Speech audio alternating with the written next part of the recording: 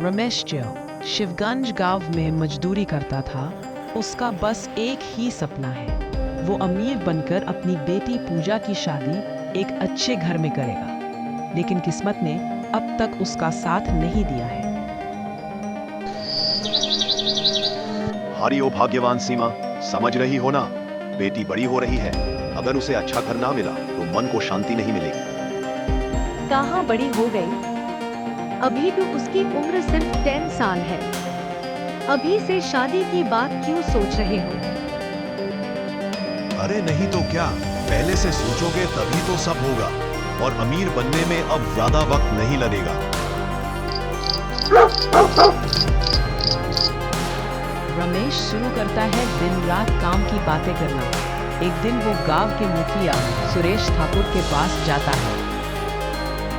नमस्ते ठाकुर बाबू, काम मिल सकता है क्या? अरे रमेश, तुम दिन रात काम करते हो और काम कब करोगे? बाबू, बेटी पूजा की शादी अच्छी जगह करनी है, इसलिए और पैसा चाहिए। अच्छा, एक काम है, लेकिन ठीक से कर पाओगे? बाबू, आपको कभी शिकायत मिली है क्या? ईमानदारी से करूंगा। ठीक है, काम करो, पैसा समय पर मिलेगा। रमेश खुश होकर घर आता है। अरे सीमा, खुशखबरी है, सुरेश ठाकुर ने नया काम दिया है। ओहो, सच में? लेकिन दिन रात काम कैसे करोगे? अब दिन क्या रात क्या, सब एक करना पड़ेगा।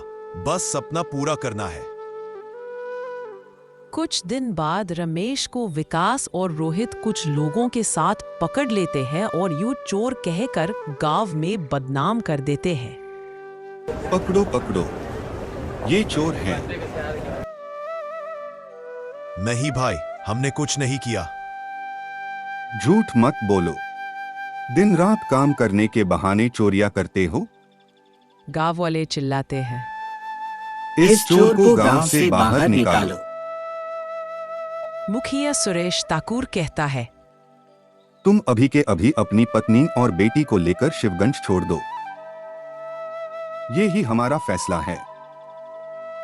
रमेश मजबूरी में सीमा और पूजा को लेकर गांव से दूर नदी के किनारे एक झोपड़ी बना लेता है। सीमा, अब यहां से ही सब करना होगा। गांव वालों ने हमारी जिंदगी बर्बाद कर दी। सीमा कहती है, हमें तुम पर भरोसा है, तुमने कुछ गलत नहीं किया। मैं अपना सपना चुरा कर ही पूरा करूंगा। अब मैं भी गांव को चैन से नहीं जीने दूंगा। चोरी की घटनाएं बढ़ जाती हैं और पूरे शिवगंज में हालाचल मच जाता है। रमेश एक दिन सुरेश ठाकुर, विकास और रोहित के अवैध धंधे का राज जान लेता है। सीमा, मैंने अपनी आंखों से देखा, ये लोग चोरी करवा रहे हैं और हमें फंसा रहे हैं। तुम उनका सच सबके सामने लाओगे? हाँ, अब उनका धंधा नहीं चलने दूंगा और सच गांव वालों के सामने लाऊंगा। रमेश गौरी अम्मा की मदद से गांव वालों को बुलवाता है और सबको सुरेश ठाकुर के काले करतूत दिखाता है। देखो गांव वालों, सुरेश ठाकुर, विकास और रोहित ने रमेश को झूठा फंसाया और अपना अवैध काम छुपा रहे थे। सही कह रहे हो सुरेश ठाकुर, तुमने गांव की इज्जत मिट्टी में मिला दी। मैं पुलिस के साथ आया हूं, तुम सबको सजा मिलेगी। रमेश अपनी ईमानदारी और हिम्मत से शिवगंज के गांव वालों को बचाता है और अपनी बेटी पूजा को एक नई जिंदगी देने की नींव रखता है।